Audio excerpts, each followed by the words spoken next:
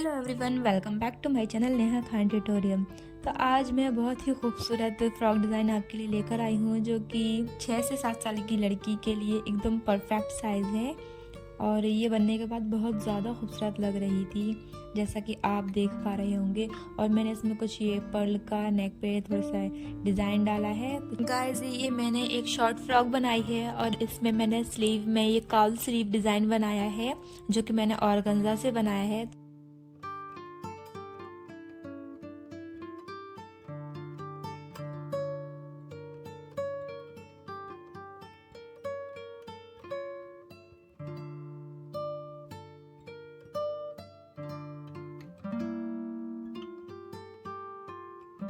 तो चलिए फिर वीडियो स्टार्ट करते हैं। तो मैंने ये 1 मीटर ये कपड़ा लिया है जिसका मुझे नाम तो नहीं पता, और ये मैंने ऑर्गेन्जा ली है 2 मीटर।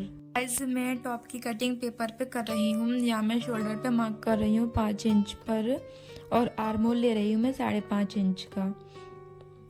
तो ये मैंने ये मार्क्स पे लाइन अटैच की है और मैं यहाँ ये 1 इंच पर ढाल दे रही हूँ ताकि आर्म होल की शेप आ सके। और ये मेरा बस्ट और वेस्ट मैं 7.5 इंच का रख रही हूँ। टॉप की लेंथ मैंने 11 इंच ली है और यहाँ मैं 1/2 इंच का ये ढाल दे रही हूँ। और मैंने गले की फ्रंट नेक की चौड़ाई ली है मैंने 2.5 इंच और लंबाई मैंने ली है 3.5 इंच। और यहाँ मैं शोल्डर पे थोड़ा सा ढाल दे रही हूँ। और बैक नेक मैंने लिया है 2 इंच का। गाइस, मैं आपको यहाँ पेपर पे कट करके दिखा रही हूँ ताकि आपको अच्छे से समझ में आ सके।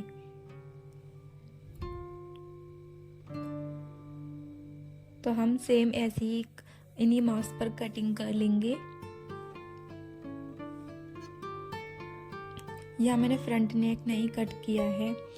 अब मैं ये 7 इंच पर मार्क कर रही हूँ क्योंकि मुझे ऊपर सिर्फ ऑर्गेन्जा लगानी है, ये फैब्रिक नहीं लगाना है। तो मैंने यहाँ ये सीधी लाइन ड्रॉ कर ली है। अब यहाँ मैं 1/2 इंच पर मार्क करके यहाँ एक थोड़ा राउंड शेप दे रही हूँ। आपको भी सेम ऐसे ही ड्रॉ करने हैं ये। अब मैं इन्हीं मार्क्स पर कट कर रही हूँ।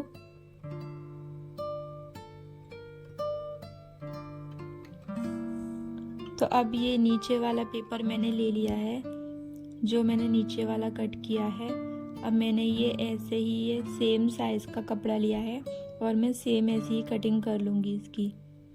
ये मैंने फ्रंट पार्ट की कटिंग की है और बैक पार्ट मैंने इसी के साइज का लिया है, लेकिन मैं इसकी ऐसी कटिंग नहीं कर रही हूँ क्योंकि मुझे पीछे का मुझे शेप नहीं रखने हैं।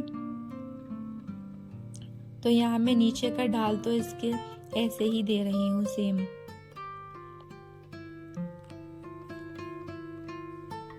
अब ये मेरा बैक पार्ट हो गया है और ये फ्रंट पार्ट।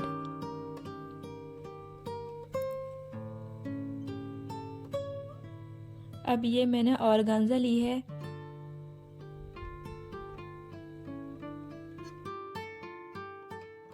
तो गाइज, मैंने यहाँ 2 फैब्रिक लिए हैं और मैं ये अब बैक पार्ट के लिए मार्किंग कर रही हूँ। ये मैं नेक और शोल्डर की मार्किंग ही कर रही हूँ, नीचे का मैं इसको ऐसा ही छोड़ दे रही हूँ अभी। और मैं यह फ्रंट नेक की भी कटिंग कर रही हूँ पेपर पर। और अब हम फ्रंट पार्ट की भी ऐसे ही मार्किंग कर लेंगे। गाइस, यहाँ मैं नीचे के लिए वैसे तो 1/2 इंच एक्स्ट्रा ले लेंगे क्योंकि फोल्ड होने में भी जाएगा, लेकिन मैं 1 इंच एक्स्ट्रा ले रही हूँ क्योंकि मुझे लग रहा था शायद ओपन पार्ट थोड़ा कम रह गया है, तो इसलिए मैं यहाँ 1 इंच एक्स्ट्रा पे मैं मार्किंग कर रही हूँ ताकि 1/2 इंच फोल्ड रहकर वो 1/2 इंच और एक्स्ट्रा भी रह जाए।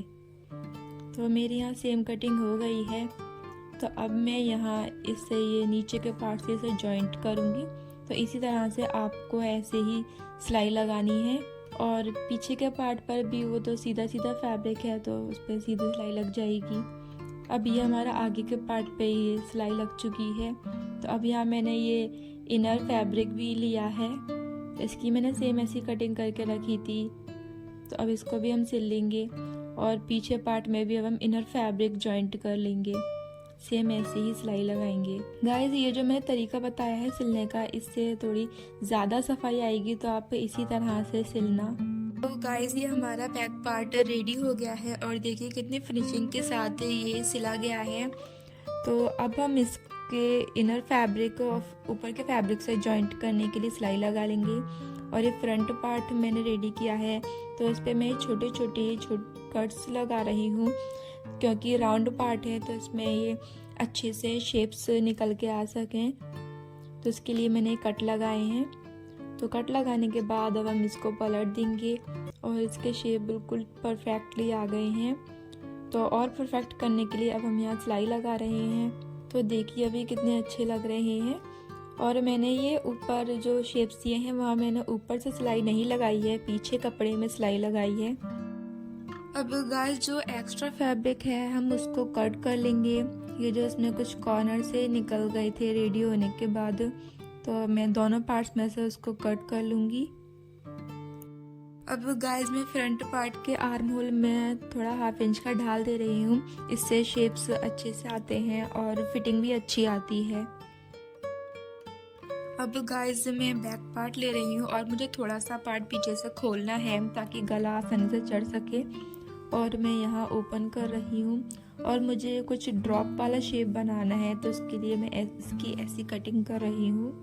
रेडीमेड ड्रेसेस में ऐसा ही आता है, तो इसलिए मैं ऐसा बना रही हूँ।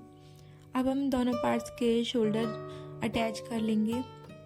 अब शोल्डर अटैच हो चुके हैं। अब यहाँ मैं पीछे जो मैंने पार्ट खोला था उसमें मैं यहाँ ये थोड़ी स्ट्रेचेबल पट्टी ली है मैंने, और यहाँ मैं सिल लूँगी इसको। अब ये मैंने इसको सिल लिया है। अब मुझे ये नेक पर भी मैं ऐसे ही पाइपिंग वाली पट्टी लगा रही हूँ। तो यहाँ मैंने ये इस तरीके से मैं आपको सिल के बता रही हूँ, ऐसे ही आपको सिलना है। अगर आपको डिटेल में ये वीडियो देखनी है तो मैंने एक शॉर्ट भी डाल रखी है, मेरे चैनल पर अवेलेबल है, जो आपको मिल जाएगी। और मैंने वहाँ फिनिशिंग से ये पाइपिंग लगाना सिखाई है। गाइस अब मैं स्लीव्स की कटिंग करूँगी, तो मैंने यहाँ ये ऑर्गेन्जा ली है और मुझे स्लीव्स 13 इंच की रखनी है। और यहाँ मैं आर्म होल के शेप देने के लिए 10.5 इंच पर मार्क कर रही हूँ और यहाँ मैं 6 इंच के काउल बनाऊँगी। तो मैंने जो 10.5 इंच पर मार्क किया था वहीं से मैं यहाँ ऊपर तक अटैच कर लूँगी।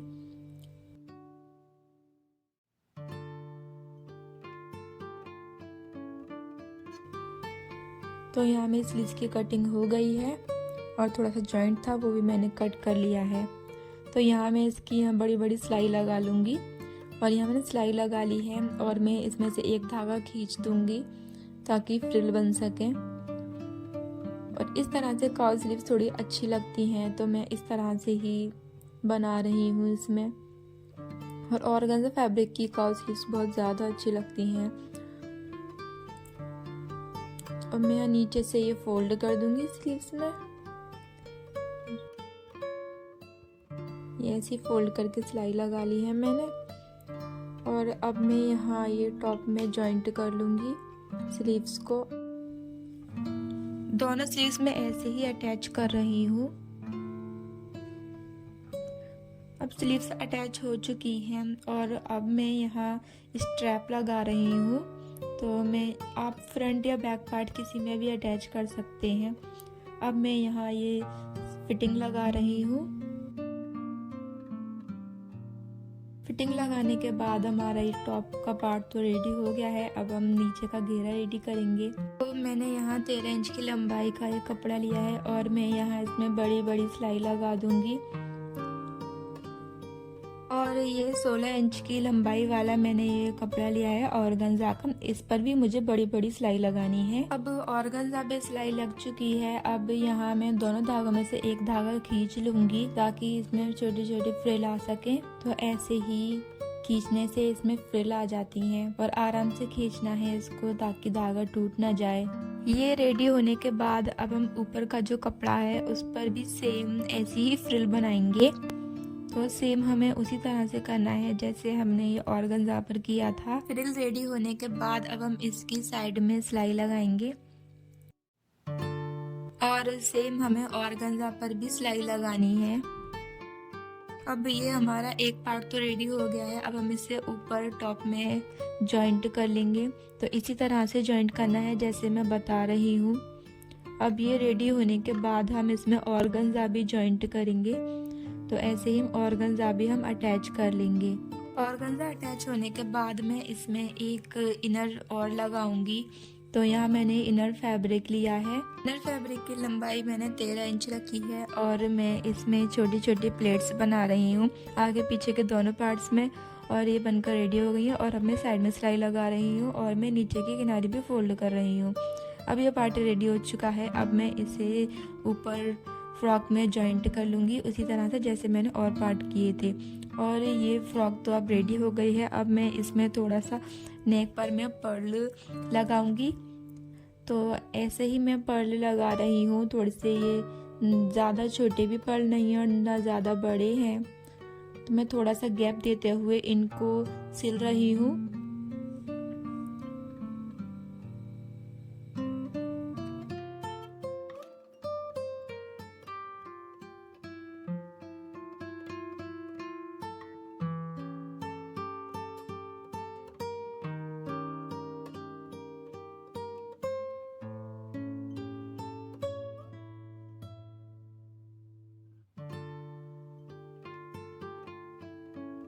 एंड फाइनली ये ड्रेस रेडी हो गई है। और ये कैसी लग रही है प्लीज़ कमेंट में मुझे ज़रूर बताना और मेरे चैनल को सब्सक्राइब करना, वीडियो को लाइक करना। एंड वीडियो देखने के लिए थैंक यू सो मच।